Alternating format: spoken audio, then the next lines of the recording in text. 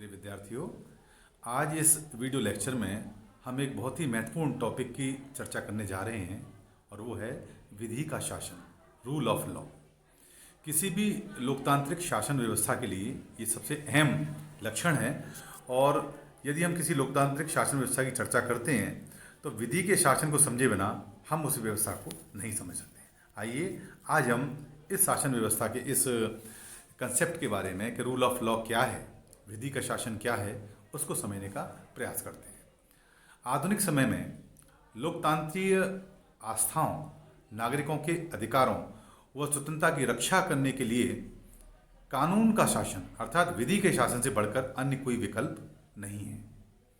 कानून का शासन इस मान्यता पर, इस विचारधारा पर आधारित है कि कानून के सामने सब व्यक्ति समान हैं, कोई भी व्यक्ति कानून से ऊपर नहीं है।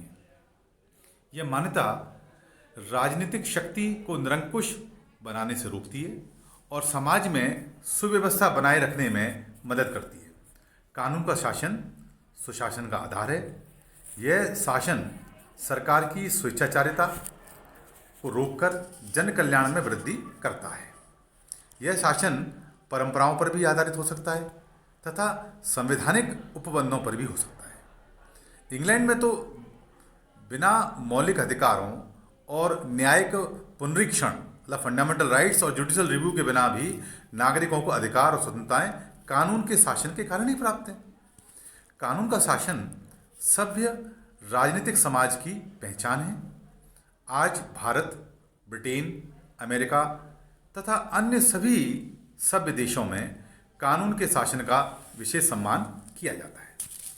यद्यपि एक सिद्धांत के रूप में यह इंग्लैंड की देन है, क्योंकि वहाँ इस विचार का प्रतिपादन एक महत्वपूर्ण विचारक रहे हैं, उनका नाम है डाइसी, उन्होंने किया था। कानून के शासन का सिद्धांत आज भी सभ्य देशों में प्रतिष्ठाजनक स्थान प्राप्त है। इसका प्रमुख कारण इसका न्याय संगत होना है, जस्टिसेबिलिटी है इसका। कानून का शासन समानता के उस सिद्धांत पर आधारित है जो सामाजिक न्याय की मांग करता है और इसी कारण आज भी शासन का एक महत्वपूर्ण विचार है। अब हम कानून के शासन का अर्थ क्या है, उसकी परिभाषाएं क्या हैं और उसकी विशेषताएं क्या हैं, उस पर प्रकाश डालेंगे। कानून के शासन कानून की अवधारणा पर आधारित है। अब हमें जानना पड़ेगा कानून किसे कहते हैं। तो कानून संप्रभु का आदेश होता है जो सभी को मान्य होता है। क्यों होता है? क्योंकि वह सामाजिक न्याय की भावना पर आधारित होता है, किसी व्यक्ति विशेष की मनोकांक्षाओं पर आधारित नहीं होता। इसी कारण सभी लोग कानून की आज्ञा का पालन भी करते हैं।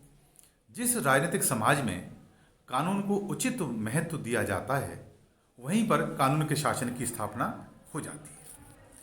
अब कानून के शासन का क्या अर्थ है? ये तो हमने जाना कि कानून किसे कहते हैं। कानून संप्रभु का वो आदेश है जो सामाजिक न्याय, सामान्य कल्याण की भावना पर आधारित होता है और इसी भावना के कारण लोग उसका पालन करते हैं। क्योंकि कानून संप्रभु का वो आदेश नहीं होता है जो संप्रभु की स्वयं की इच्छाओं की पालना के लिए हो। ये जन कल्याण की भावना से, सामाजिक न्याय की भावना से, समाज में समानता की भावना से स्थापित किया जाता है, इसलिए लोग इसका पालन करते हैं। लेकिन अब कानून का अर्थ हमने समझ लिया।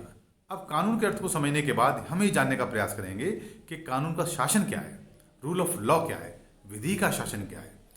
तो किसी भी देश में कानूनी सर्वोच्च है और कानून के ऊपर कोई नहीं है। इसका अर्थ यह भी है कि सरकार की समस्त शक्तियां कानून द्वारा सीमित हैं और जनता पर कानून का शासन है, ना कि किसी स्वेच्छापूर्ण इच्छा का। जो मैंने अभी चर्चा की कि कानून का शासन का मूल मंत्र यही है कि शासन कानून का है। कौन से कानून का? जो सामान्य हित, सामान्य कल्याण, सामाजिक न्याय इत्यादि भावनाओं से प्रेरित हो, ना कि शासक की स्वयं की इच्छाओं से प्रेरित हो। इसलिए कानून के शासन में न्याय की भावना निहित होती है, समता की भावना निहित होती है, इसलिए उसका सर्व रूप से पालन भी किया जाता है। कानून के शासन का अर्थ को स्पष्ट करने के लिए कुछ विद्वानों ने इसे निम्न प्रकार से परिभाषित किया है। बेड और फिलिप्स के अनुसार शासन या सरकार की शक्तियों का प्रयोग कानून की मर्यादा के अनुसार होता है, ना कि शासक की स्वेच्छाचारी इच्छा के कारण, और इसी को हम कानून का शासन कहते हैं। लॉर्ड ह्यूबर्ट ऑफ बरी के अनुसार कानून का शासन का अर्थ है केवल निरंकुशता के स्थान पर कानून की श्रेष्ठता या सर्वोच्चता। अब साधारण रूप से हम कानून के शासन का अर्थ क्या होता है ये समझने का प्रयास करेंगे। इन परिभाषाओं के आधार पर हम निष्कर्ष निकाल सकते हैं कि संवैधानिक सरकार जो अपनी शक्ति का प्रयोग स्वेच्छाचारिता के स्थान पर कानून के अनुसार करती हो, अर्थात कोई भी गवर्नमेंट है जो कोई भी कार्य कर रही है, कोई भी शक्ति का पालन शक्ति को लागू कर रही है, वो कानून से अभिप्रेरित होती है। वो स्वयं शासक की भावनाओं से, शासक की स्वार्थपूर्ण इच्छाओं से प्रेरित ना होकर समाज कल्याण, सामान्य हित, जनहित, सामाजिक न्याय इत्यादि भावनाओं से प्रेरित होती है। उसी को हम कानून का शासन कहते हैं। इसलिए शासन कानून का है, ना कि किसी व्यक्ति विशेष का। और कानून ऐसा होता है जिसकी दृष्टि से सभी व्यक्ति समान हैं। कानून सभी को समान जो रक्षा प्रदान करेगा, समान संरक्षण प्रदान करेगा, सबके लिए समान होगा, कहीं किसी प्रकार का कोई विशेषाधिकार नहीं होगा, है ना। तो इसलिए कानून के शासन की एक ऐसा सुव्यवस्थित सिद्धांत के रूप में जो देन है वो इंग्लैंड की है। धीरे धीरे वहाँ इस सिद्धांत को महत्व प्रदान किया जाने लगा।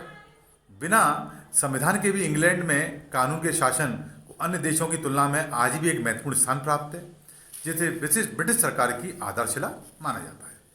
बेड और फिलिप्स का कहना है कि कानून का शासन मध्य युग में ही ब्रिटिश संविधान का एक प्रमुख नियम रहा है, जो प्रशासन की कार्यपालिका की स्वेच्छाचारिता को रोकता है।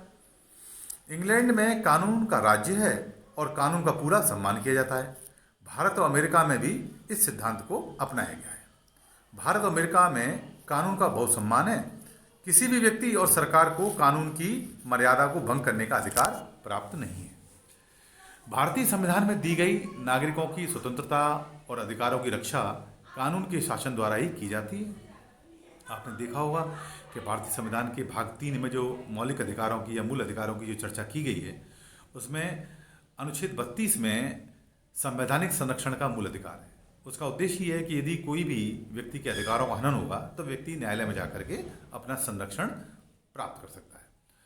भारत में कोई ऐसा कानून नहीं बनाया गया है जो नागरिकों की स्वतंत्रताओं को सीमित करने वाला हो और सुव्यवस्था को हानि पहुंचाने वाला हो। स्वतंत्रता के बाद भारत में कानून द्वारा स्थापित पद्धति के द्वारा ही शासन चलाया जा रहा है। इसी तरह अमेरिका में भी कानूनों का बड़ा सम्मान है। आज भारत, अमेरिका और अन्य देशों में कानून के शासन को विशेष महत्व दिया जाता है। कानून की दृष्टि में शासक और शासित दोनों समान माने जाते हैं। समान अपराध के लिए समान दंड का प्रावधान कानून के शासन की श्रेष्ठता को सिद्ध करता है। तो इससे स्पष्ट हुआ कि कानून का शासन समदर्शी, एक कहावत है, समदर्शी प्रभु नाम त्याग। ईश्वर के लिए बोला जाता है कि ईश्वर जो है वो समदर्शी है, समान दृष्टि से सबको देखता है। उसी रूप में कानून किसी क्षेत्र विशेष के देश में समान दृष्टि से देखता है, अर्थात उसका समान संरक्षण होता है। किसी वर्ग विशेष, जाति विशेष को विशेष संरक्षण प्रदान नहीं होता है। Equality of law and equal protection of law, कानून की समता और कानून का समान संरक्षण, यही कानून के शासन की आधारशिला है। अब हम इस निष्कर्ष के आधार पर, इन विश्लेषणों के आधार पर हम ये बात करेंगे कि कानून के शासन की क्या क्या विशेषताएं हैं जो इन परिभाषाओं और इस विवेचन के आधार पर निकल के आती है। तो पहली जो विशेषता है कानून के शासन की, वो है कि कानून का शासन कानून की सर्वोच्चता के सिद्धांत पर आधारित है। इसमें कानून को बहुत अधिक महत्व दिया जाता है क्योंकि कानून को सर्वोच्चता प्राप्त होती है, जैसा कि मैंने अभी आपसे डिस्कस किया था। दूसरी विशेषता है कानून का शासन सामाजिक न्याय की स्थापना करता है। सामाजिक न्याय का मतलब समाज में जाति के आधार पर किसी प्रकार का कोई भेदभाव नहीं होगा। सभी व्यक्ति कानून की दृष्टि में समान होंगे और कानून सभी को समान संरक्षण प्रदान करेगा। तीसरी विशेषता है कानून का शासन राजनीतिक समानता की भी स्थापना करता है, अर्थात प्रत्येक व्यक्ति को जाति, भाषा, धर्म, लिंग और अन्य किसी भी आधार पर कोई भेदभाव नहीं किया जाएगा। सभी को उसको समान राजनीतिक अधिकार प्राप्त होंगे। चौथी विशेषता है कानून का शासन नागरिक अधिकारों व स्वतंत्रताओं की रक्षा करता है। सभी को फंडामेंटल राइट्स मिलेंगे, सभी को जो है फ्रीडम मिलेगी, उसमें किसी प्रकार का कोई भेदभाव कानून के द्वारा कम से कम नहीं किया जाएगा। और यदि कोई सत्ता, कोई व्यक्ति इस प्रकार का कोई भेदभाव क्रिएट होता भी है तो उसी कानून के आधार पर व्यक्ति न्यायिक संरक्षण प्राप्त कर पाएगा। पांचवी विशेषता है कि कानून का शासन सरकार की निरंकुशता को रोकता है तथा संवैधानिक सरकार की स्थापना करता है। इसका अर्थ यह है कि सरकार कभी यदि संवैधानिक प्रावधानों के विपरीत यदि कोई ऐसा कार्य करती है जो कहीं ना कहीं व्यक्ति के या नागरिकों के अधिकारों का या सुविधाओं का या स्वतंत्रताओं का हनन करता है, तो वो व्यक्ति न्यायिक संरक्षण प्राप्त करके अपने उन अधिकारों की पुनर्स्थापना कर सकता है। तो इस आधार पर कोई भी सरकार कानून के विरुद्ध जाकर के किसी कानून का निर्माण नहीं कर सकती। उसे लोकहित में और सामान्य हित का पूरा ध्यान रखना होगा। यही कानून का शासन है। एक और विशेषता है कि कानून का शासन राजनीतिक व्यवस्था में सुव्यवस्था बनाए रखता है। पॉलिटिकल सिस्टम ठीक प्रकार से कार्य करता है। कानून का शासन प्रशासन में नौकरशाही की स्वेच्छाचारिता को रोकता है। जो ब्यूरोक्रेसी है वो मनमानी पूर्ण कार्य नहीं कर सकती है। उसको भी उसी के अनुरूप एक्शन लेना होगा, निर्णय लेना होगा जो संविधान में, जो कानून में निहित है।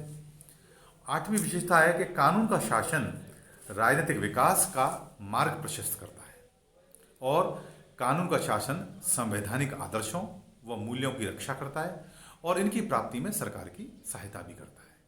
और 10वीं विशेषता है कानून का शासन न्याय प्रणाली को चुस्त दुरुस्त बनाता है और न्यायपालिका की कार्यक्षमता में वृद्धि करता है। इस प्रकार कहा जा सकता है कि कानून का शासन सरकार की निरंकुशता पर रोक लगाकर नागरिकों के अधिकारों व स्वतंत्रता की रक्षा करता है। कानून के शासन से बढ़कर सामाजिक न्याय की स्थापना का अन्य कोई विकल्प हो ही नहीं सकता। अतः सरकार को संवैधानिक बनाने में कानून के शासन की एक बहुत अहम भूमिका है। यह हमें समझ लेना चाहिए। अब इसी क्रम में संक्षेप में हम ये भी जानना चाहेंगे, क्योंकि आप सभी को मालूम है कि कानून के शासन या विधि का शासन जिसे हम कह सकते हैं, इसकी जो अवधारणा का जो प्रतिपादक रहे हैं वो इंग्लैंड के डाइसी रहे हैं। तो डाइसी कानून के शासन के बारे में क्या कहते हैं उनको हम 3 बिंदुओं में समझ सकते हैं। आप जानते हो कि डाइसी कानून के शासन के प्रमाण की व्याख्याकार है। उससे पहले कानून के शासन की स्पष्ट व्याख्या नहीं होती थी। उन्होंने कानून के शासन की व्याख्या 3 प्रकार से की है। पहला, कानून ही सर्वोच्च है, अर्थात कानून जो रूल है, जो लॉ है, वो सर्वोच्च है, उससे ऊपर कोई नहीं। शासक भी उसी कानून के अधीन है। और कानून क्या है, मैंने आपको पूर्व में बताया। कानून वह आदेश है जिसके आधार पर सामान्य हित की रक्षा की जाती है, जिसके आधार पर सामाजिक न्याय की स्थापना की जाती है और ओवरऑल जिसके आधार पर पूरे समाज को न्याय संगत और समता युक्त और शोषण मुक्त बनाने का प्रयास किया जाता है। और किसी प्रकार की कोई विषमताएं कानून के द्वारा उत्पन्न नहीं की जाती हैं, बल्कि विषमताओं को समाप्त करने के लिए आदेश जारी किए जाते हैं। तो कानून ही सर्वोच्च है। दूसरी जो डाइसी कहते हैं कानून के बारे में कि कानून के सामने सब समान है, सभी इक्वल हैं, किसी प्रकार का कोई ऊंच नीच नहीं है। किसी भी आधार पर, जाति, भाषा, धर्म, आर्थिक स्थिति, लिंग, किसी आधार पर कोई व्यक्ति ना तो ऊंचा है ना छोटा है, सभी समान है। और तीसरा है संविधान सामान्य कानून की देन है। जो संविधान है वो भी कॉमन लॉ की देन है। आशा है आपको कानून के शासन के संबंध में जो अवधारणा है वो स्पष्ट हुई होगी। अगले वीडियो लेक्चर में हम कानून के शासन की आलोचना करते हैं।